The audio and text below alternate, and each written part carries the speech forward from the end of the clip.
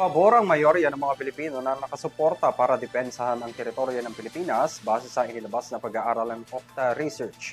Sa Mimaropa ang naitalang may pinakamalaking bilang ng suporta na pumalo sa 93%, pangalawa ang Caraga na may 91%. Narito ang balita ni Alvin Calubel. Mayorya pa rin ng mga Pilipino ang suportado ang pamahalaan sa pagdepensa sa teritoryo ng Pilipinas, kabilang na ang pinagagawang teritoryo sa West Philippine Sea.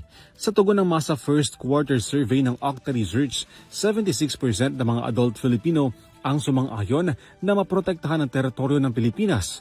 17% ang undecided, habang 7% ang hindi sumang-ayon. Sa National Capital Region o NCR, ang naitala 83% ang nakahandang depensahan ng Philippine territory, 77% mula sa Balance Luzon, 68% sa Visayas at 75% sa Mindanao.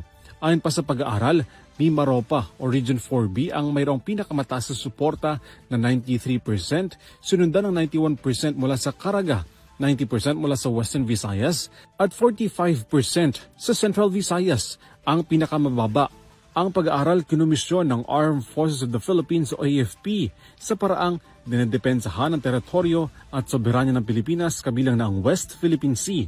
Isinagawang survey mula March 19 hanggang 25, 2026 mula sa 1,200 adult Filipinos.